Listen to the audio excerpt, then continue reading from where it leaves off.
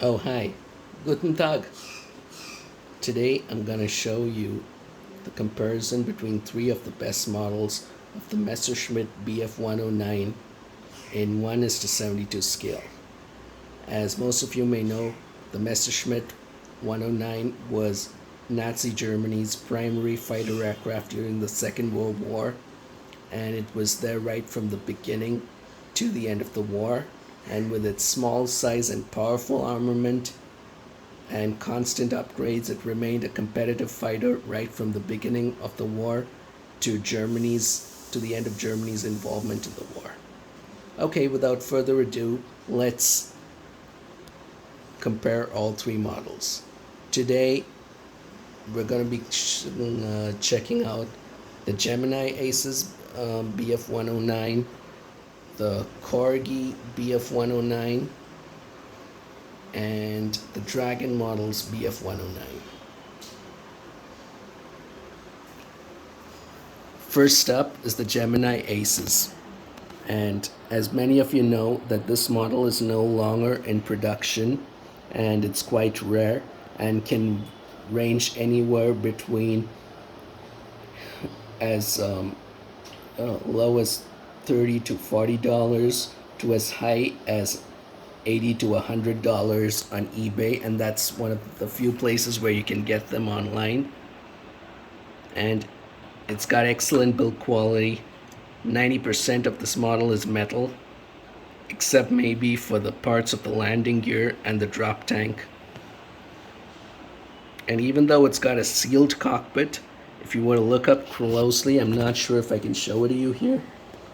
If you look closely, you might be able to see the instrument panel.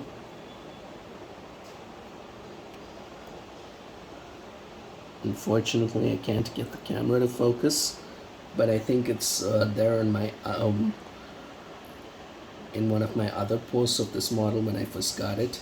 And look, there is the pad printed details. There's something in German written, and the flaps are kind of, and the ailerons are kind of movable here on this side. The rudder fin, and look, it's even got the Nazi swastika. And a lot of German models don't have the Nazi symbol for the sake of political correctness, but I don't want to get into that right now. But anyway, back to the model. Look at that. Metal propeller, spins smoothly.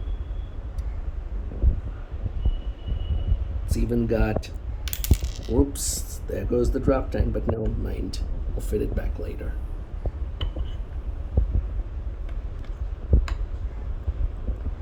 Look at the underside. The rivets, panel lines.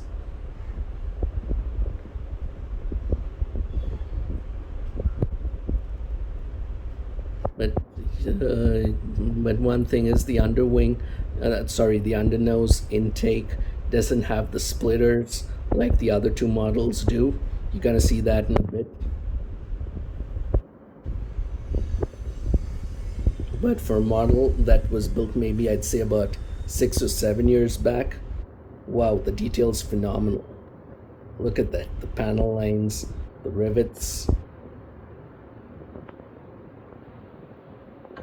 Okay. Moving on to the next. Next up is the Corgi 109. This is my favorite of the lot, as if the external details are the best of the lot. And look at that. The dihedral effect, I mean the upward angled effect of the wings, which is characteristic of a Messerschmitt 109, is beautifully modeled. The undernose intake has a splitter, the drop tank holder, but take note that if you choose to keep your Corgi 109 in airborne position, you can't fit the drop tank. And it has the underwing counterweights to improve balance and stability of the actual aircraft. Although the rivets are not visible, the panel lines are superb. And as far as the external detail of the model is concerned, this is the best of the lot. It's got the Nazi swastika, kill marks. I wouldn't expect to find pat printed details, as this particular aircraft was bare metal with just basic identification marks in reality. It's got the pilot figure and the radio masts.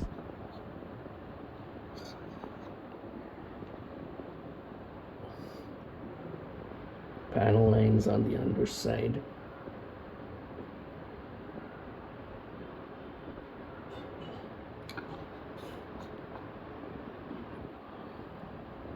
And the gun port. The gun port, where the F and G versions of the Messerschmitt had a cannon firing through the propeller hub, as most of you may know.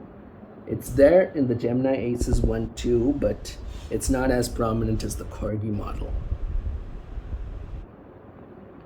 And last up, we've got the Dragon Models 109. And this is a good model, but the only issue I've got with it is the dihedral. There is no dihedral effect of the wings. Look at that, it's just straight and level. But which is not at all characteristic of an actual 109. I'm going to show you the comparison of the three, the dihedral effect of the three, in a little later. But anyway, let's get to the model. It's got the dust cover of over the supercharger intake, and this was used mainly in desert areas in the Mediterranean and North Africa to prevent sand and dust from entering the air filter. The supercharger. There was an air filter added, and it has a deflector plate on the exhaust vents to prevent exhaust gases from entering the supercharger. That's also there in the Corgi model, although it's a bit more subtle, and also there in the Gemini Aces model. And yeah, I forgot there's a pat printed detail below that. You can see it clearly over here. And one thing about the Dragon models, it's got a well-detailed interior. And if you look at the underwing side, the panel lines, the rivets, well-detailed. Splitter in the undernose air intake. And also movable flaps and a movable rudder fin, but no Nazi emblem. And as you know, all three of these models can be displayed in either gear up or gear down position. The Dragon and the Gemini Aces one is the one that you can